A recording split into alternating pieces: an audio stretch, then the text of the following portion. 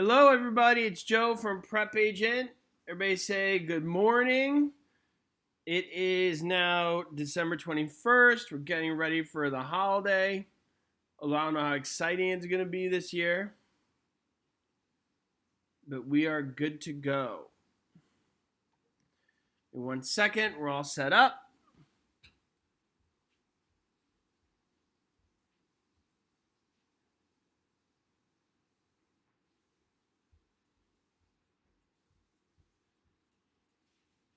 Has everybody been studying, or are you guys checked out? Have you guys been studying, or is everybody checked out? What do you guys think? Who's been studying? Have you guys been studying hard? That's my hope. And of course, today we got property analysis. So right now, tell me this essential elements of value. Everybody tell me the essential elements of value. Everybody tell me the essential elements of value. Who here could tell me the essential elements of value?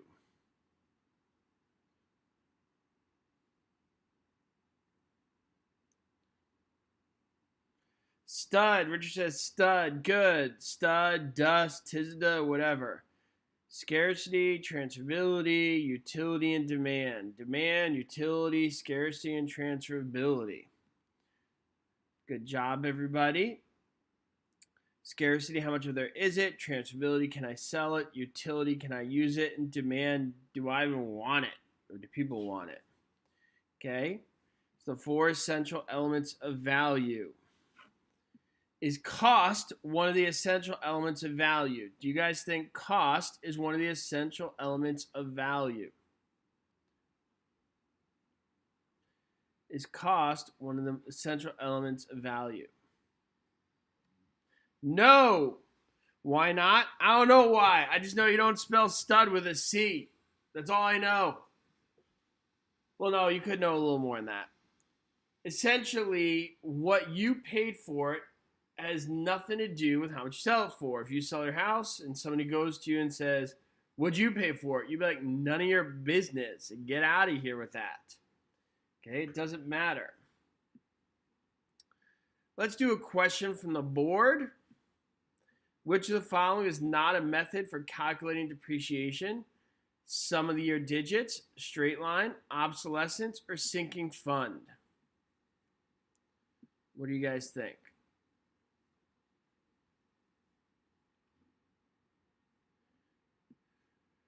First off, do you guys know what all those things are? All 4 of those things are? And what I'm getting at is don't circle something you've never heard of. Everybody write that down. Do not circle things you've never heard of. You guys got it? And I'll repeat. Do not circle things you've never heard of. Okay? Don't be like, well, that sounds super fancy and it sounds amazing. Okay, so I'll just circle it because it looks really important. Okay, don't do that. Do not circle things you've never heard of. Dries Butler says, hello, Joe, can you hear me? No, why would I hear you? You're on chat. Only hear my voice. And obsolescence is the most familiar thing. So if nothing else, that one's the most familiar. The other ones look a little more complicated. Now, what is obsolescence? Do you guys know what obsolescence is? What is obsolescence? What do you guys think?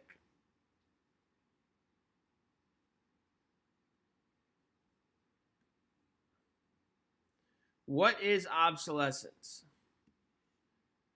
Obsolescence is a form of depreciation. Everybody got that? Obsolescence is a form of depreciation. Okay? It's not a method calculating depreciation. It's the result of depreciation, form of depreciation. Everybody got it? There's 2 types of obsolescence you need to know for your exam. Do you guys know what they are? Do you guys know the 2 types of obsolescence that you need to know for your exam? A lot of you guys are just writing things you learned when studying. like I said, obsolescence, like outside the property, not curable. Foreign depreciation. Can't calculate it. Patio, concrete patio, right? I know a lot of guys are getting those facts out there. So you got functional and economic. Functional obsolescence and economic obsolescence. There's only two forms of obsolescence. What is economic obsolescence? What is economic obsolescence? What do you guys think? I know a lot of you guys have been studying so much that you just like belt out facts. What is economic obsolescence? Economic obsolescence is cause of depreciation from outside the property lines. I would like you guys to give me an example of economic obsolescence. Everybody wrote airport. Does every textbook use the example of an airport? I feel like everybody always says airport when we talk about economic obsolescence. You guys tell me, in all of your textbooks, whether you're in Vermont, Texas, Maine, or Washington, or California, I feel like they use the example of an airport. Okay? Is it just me, or is everybody's like, airport, airport? Joe, I have an idea. Airport? Wait, I got an example. An airport. All right? I hear that airport one a lot. But train tracks are a good example. Gas stations. All right? Different types of things. Builders nearby. Crime in the neighborhood. Okay, those are examples of economic obsolescence. Depreciation outside the property line. Toxic waste facility. There you go, Crystal. Nice one. Okay, give me an example of functional obsolescence. Wait, I bet you everybody's going to say this one. 5-bedroom house, 1 bathroom. Functional obsolescence. Poor design. Nice job, Jason Smith. Steep, narrow inside. Some of you guys said no. I said 4-bed, 1 bathroom. Ha, take that, Joe. Didn't say 5-bed, 1 bath. I said 6-bed, 1 bath. Touche, guys. The reason I mock these examples, they are correct. They're good examples. I just want everybody to understand it, because if that exact example is not on your exam, I still want you to pass, obviously. Everybody follow me on that one? So we want to understand the concept, not just memorize singular examples. Everybody got it? So I'm having fun kind of mocking it a little bit, but there is a point to it. Okay, I want you guys to understand so that if that exact example doesn't come up, you're not like, uh-oh, they didn't ask me about the bedroom and bath. What could it be? And I don't see anything about an airport. I'm totally confused, all right? So we want to get that concept down. Now, those are both forms of obsolescence, right, guys? But somebody said a toilet next to a kitchen. Well, that is creative, especially if you ate at my grandma's house. That could be convenient. Just saying, she wasn't the best cook. So there's another form of depreciation that's not a form of obsolescence. So obsolescence, functional economic, form of depreciation. There's one form of depreciation, but it's not a form of obsolescence. What is it?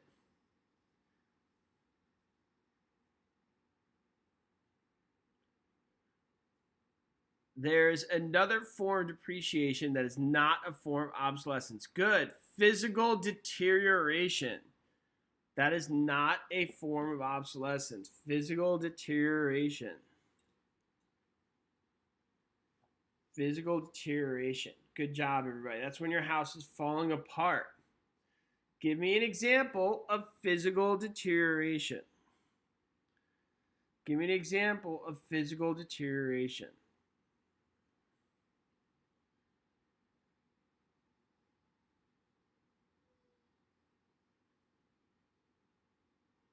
Leaky roof. We love the leaky roof example. Physical deterioration, leaky roof. Anything that's your house falling apart. I used to talk about my dad had an income property, and he had a patio, and there was a crack in the patio. So you know what he did? He put a piece of wood over that crack. And then the crack got bigger. So you know what he did? Put another piece of wood on it. And the crack got bigger. Another piece of wood. And then the crack just got bigger and bigger. So you know what my dad did? Put a carpet over the pieces of wood so nobody would see it. Okay. Which was great because it was a medical building where psychiatrists and psychologists would operate. So great. We're going to have somebody who's depressed walking on a patio and falling through the floor because my dad couldn't be bothered to fix it. But yet hysterical at the same time. No, not hysterical. A little bit hysterical. A little bit of hysterical. Am I wrong? But anyway, that was a form of physical deterioration. And when he went to sell it, it was a nightmare because physical deterioration, he never took care of it. Anybody else know people like my dad who just kind of like Band-Aid repair it, I guess you call it? In case I said, did you help him fix it? No, I just make fun of him about it on webinars.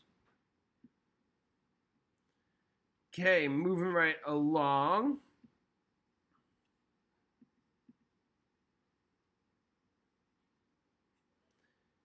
An appraiser is usually paid a standard fee agreed upon by a National Appraisers Association, B, a fee agreed upon after the appraisal is complete, C, a fee based on the amount of time and effort, or D, a fee based on percentage of the appraised value.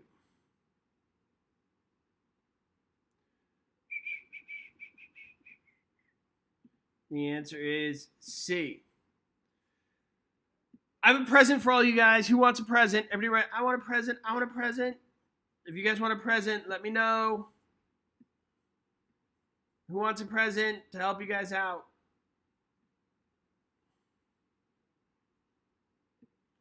Okay, because I love you guys so much and we don't want you guys paying for stuff and everybody's going to try and charge you stuff. We're going to do this for free for you guys because you're amazing. I started a YouTube channel and Instagram dedicated to helping you guys get clients and learn how to get business. It's all free, so make sure you follow me. Here's the Instagram. Okay, it's just Joe Juder. It's my name. Liana says, yo quiero. Okay, entonces, es aquí. There's an Instagram, and I got a YouTube channel where we're going to be doing webinars just like this. We're going to be doing webinars just like this, except it's going to be how to get business, how to kind of grow your sphere of influence, and things of that nature. So please check that out. It's all free. I want you guys to use it and enjoy it. Okay? And I'll help you guys grow your business because at the end of the day here, right guys, the goal is not just to pass. There it is. The goal is to sell real estate, right everybody? The goal is not just to pass, the goal is to sell real estate. And if you want, there's a cute video of me doing awesome magic tricks as well.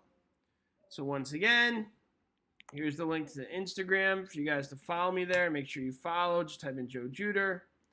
And the other one is here. It's all free. We'll be doing webinars for free. Free, guys. I'll give you a discount on that if you want. It'll be free. Okay?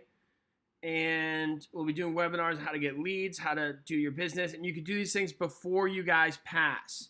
We'll go over things you guys can do before you pass. When you do pass, you're ready to rock. Because I don't want you guys to pass and then be like, now what? Now what? Sophie says, do I have to pay extra for one-to-one class? Yeah, I mean, come on. Can't do everything for free. Cynthia and Stu do the one-on-one stuff. Just look them up, and they'll do some tutoring with you if you need it. Okay, move right along to the topic hand of the day.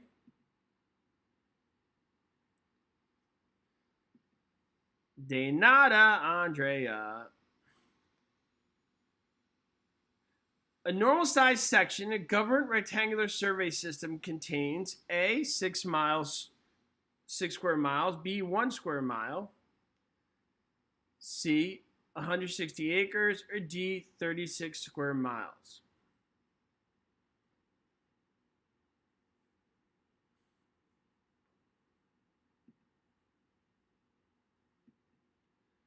And the answer is 1 square mile. There's 36 sections in a township, okay? A township's 36 square miles, and a section is 1 square mile. One of the reasons I love this question says a normal size section in the government survey system, meaning there could be abnormal ones. What's a situation where a section would not be 1 square mile, where it's not a normal section? What would be a situation where it would not be exactly 1 square mile? Who knows? Who knows the answer?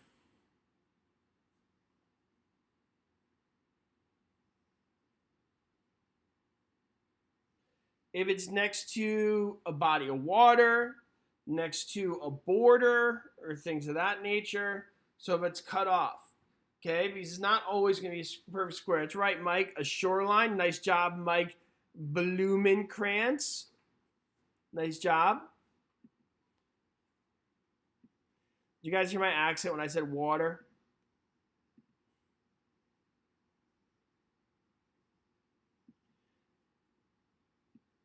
Very exciting. My favorite sports team won their first game of the year yesterday. That was exciting stuff.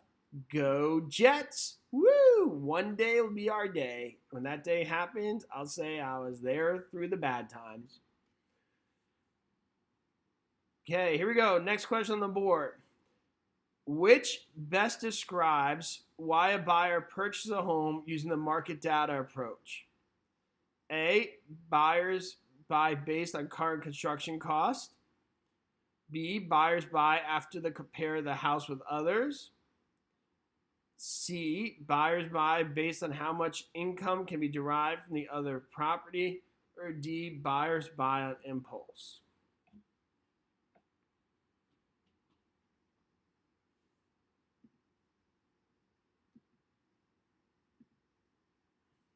And the answer is B.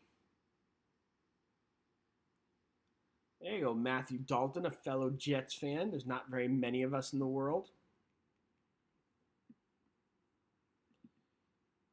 Okay, here we go. What's the market data approach? We're talking about appraisal methods. So, what are the different ways you can find the value of a home? What do you guys think? What are the different ways you could find the value of a home? Like there's a few methods that you learn for your exam. One of them's on the board.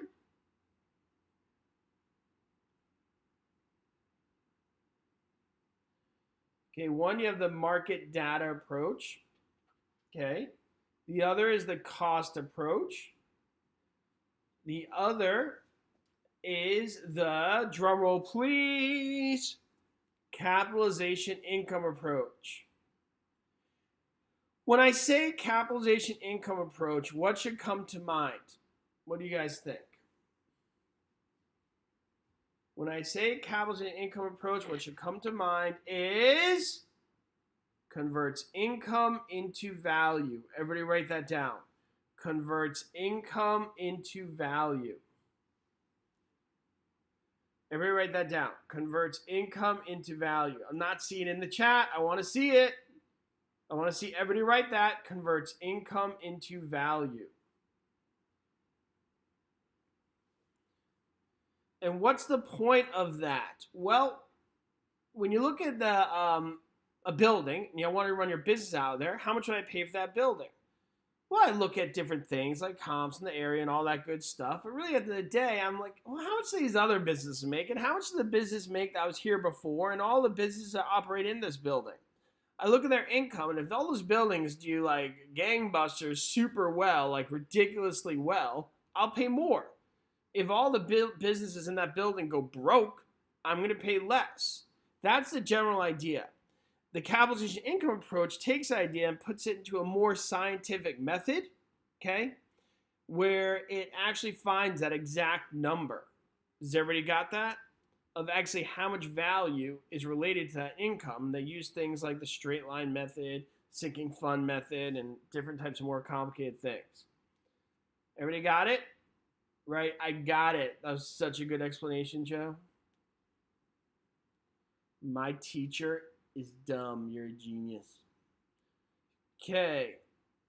So it converts income into value. What is the market data approach? What is the market data approach?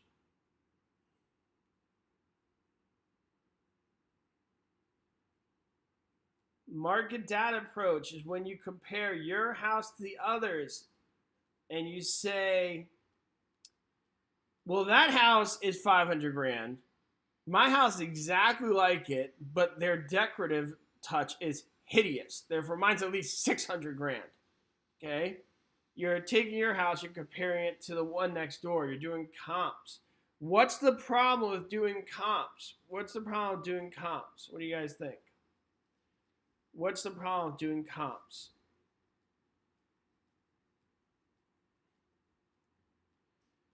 No two properties are alike. There could be rapid economic change in the past 6 months. Okay? Look at this whole virus thing happened. Everything changed. All right? So there's different things that could happen. All right? Uniqueness. That's right, Jasmina. Spot on. So it's a very imperfect method of finding values to property, but people go by it anyway. Most real estate agents use comps. Because most real estate agents sell properties that are near other similar properties, like on your average residential street has other similar properties on that street, for example. Okay? So you use market data approach. When would you use the cost replacement approach? When would you use the cost replacement approach?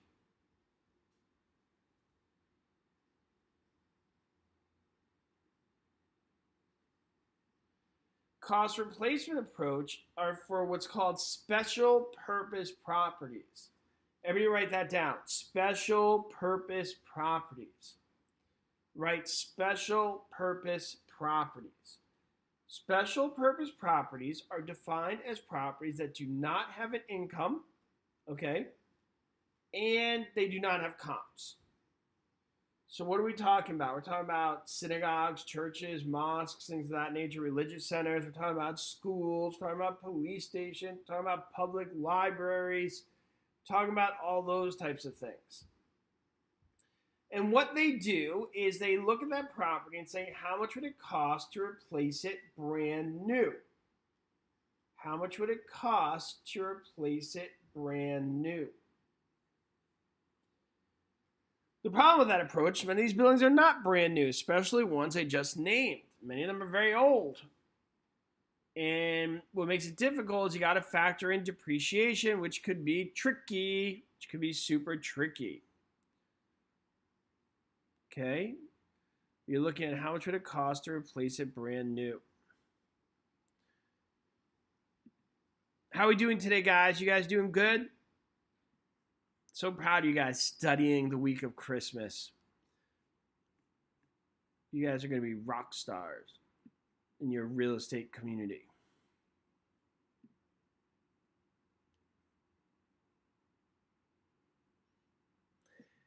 Many people are limited with their travel because everything's going on in the world. So they're depressed this week. But let's turn that sadness upside down and make that time useful. Get some studying done. Get ready to take on the new year. Okay, in the capitalization method of appraising, the most difficult step is to A, establish the effective gross income. B, establish the net income. C, establish the gross income. Or D, select a capitalization rate.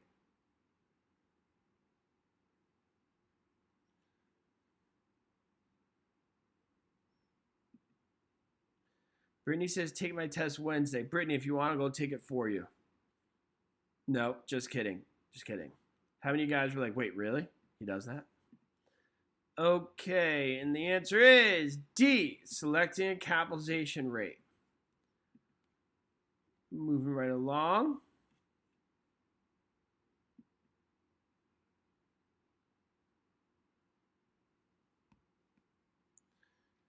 Wait, is a fee appraiser A, a certified appraiser who works on a salary. B, an appraiser who works for a federally insured lender. C, an appraiser who works for a lending institution. Or D, an independent appraiser who works on a fee basis. Rewrite D, and after you finish writing D, write good luck, Brittany, because our test is Wednesday. Say good luck, Brittany. Everybody write good luck, Brittany.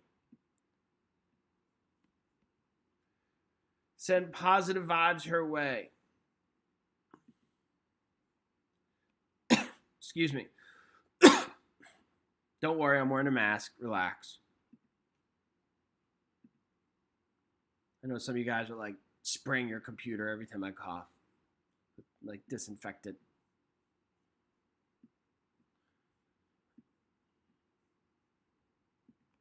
Okay, here we go. Definitions of market value is least concerned with A, market cost, B, objective value, C, open market, or D, value in exchange. And I don't blame him, I'm a little neurotic too. I was in the elevator with mask and a guy coughed in the elevator. I went like full Matrix / Spider-Man and I was like sucked onto the roof of that elevator in like 2 seconds. Did like a ninja hop up the wall. I was like, what?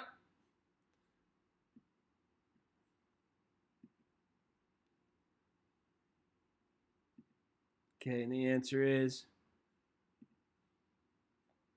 A, market cost. Good.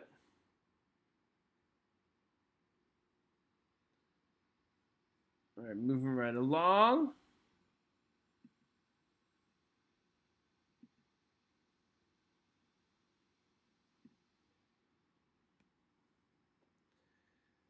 Which is the best example of functional obsolescence? A, residential home built next to a factory. B, residential home with central air conditioning. C, narrow stairway and 2-story home. Or D, peeling paint.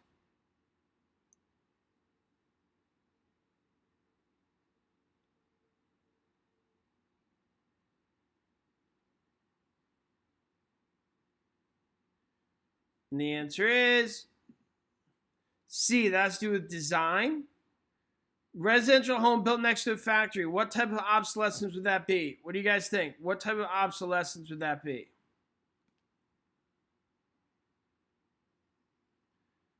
That would be economic obsolescence, right? Peeling paint would be physical deterioration.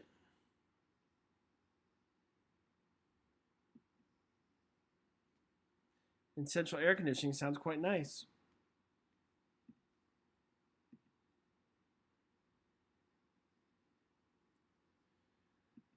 A property is a net income of $30,000. An appraiser decides to use a 12% capitalization rate, then a 10% rate on its property. What is the result of using the higher capitalization rate? A, $50,000 decrease in the appraised value. B, no change in the appraised value. C, 2% increase in the appraised value. Or D, $50,000 increase in the appraised value.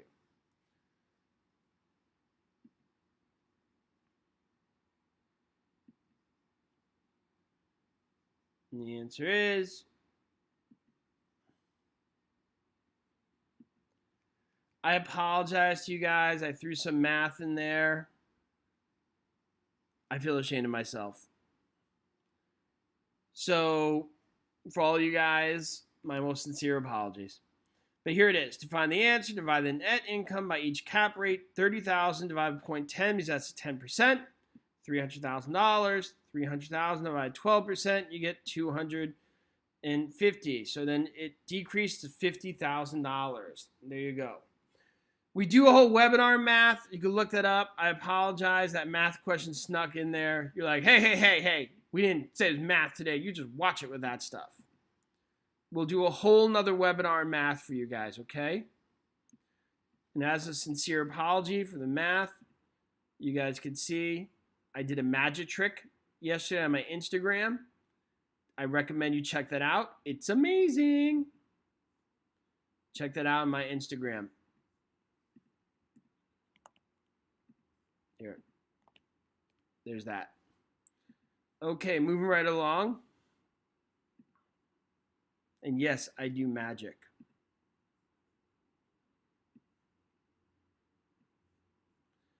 What is the basis of the market data approach to appraisal? A, the principle of substitution. B, the principle of highest and best use. C, the principle of supply and demand. And D, the principle of conformity.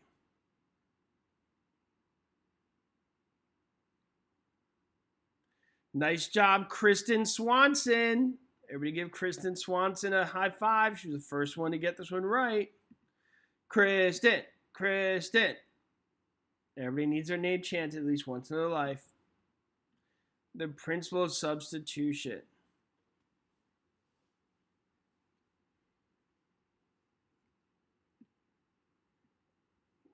Okay, moving right along.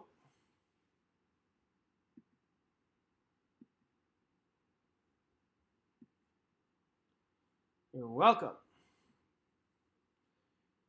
Okay, which of the following approach to the value estimate tends to set the upper limits of value? A, market comparison. B, comparable sales. C, income. Or D, replacement.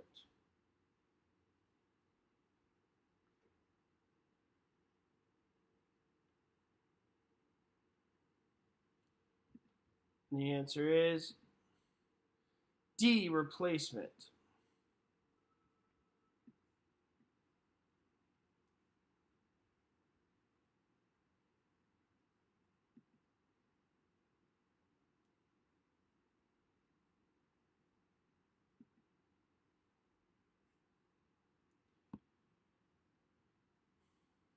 Which of these example external obsolescence? And you guys don't know, external obsolescence and economic obsolescence are the same thing. Numerous pillars supporting the ceiling in a store. B, vacant, abandoned, and rundown buildings in the area. C, cold cellar in a house with central heating. Or D, leaks in the roof of a water house, making the premise unusable and therefore unrentable.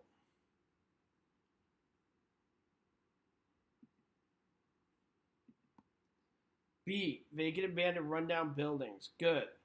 What is the gross rent multiplier? Who could tell me the formula for the gross rent multiplier?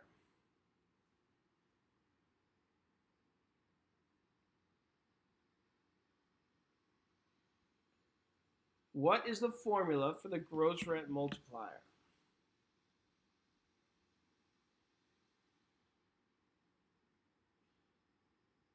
Price divided by rent. Good. Price divided by rent equals the gross rent multiplier. Nice job, guys.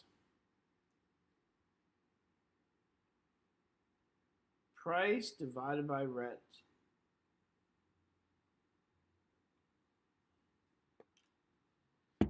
Good.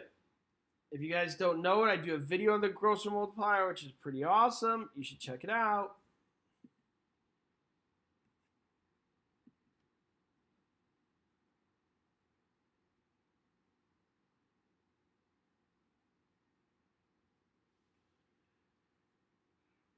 Okay.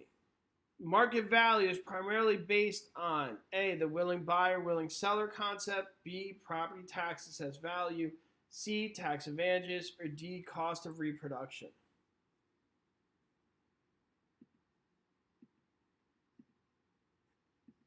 The answer is the willing buyer and willing seller concept.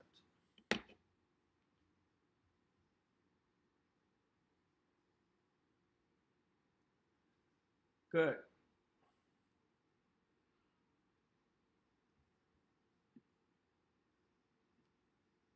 Are these the exact questions on the exam? No. If that was true, I'd be in jail. Anybody who tells you that the exact questions on the exam are lying.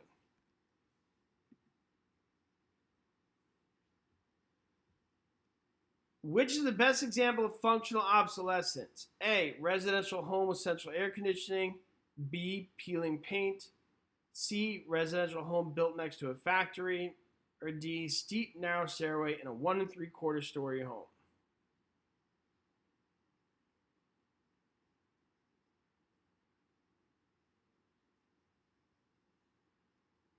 And the answer is D. All right, guys. Great job. That's it for today. Make sure you go to our new YouTube channel I'm starting and subscribe. It's Agent School.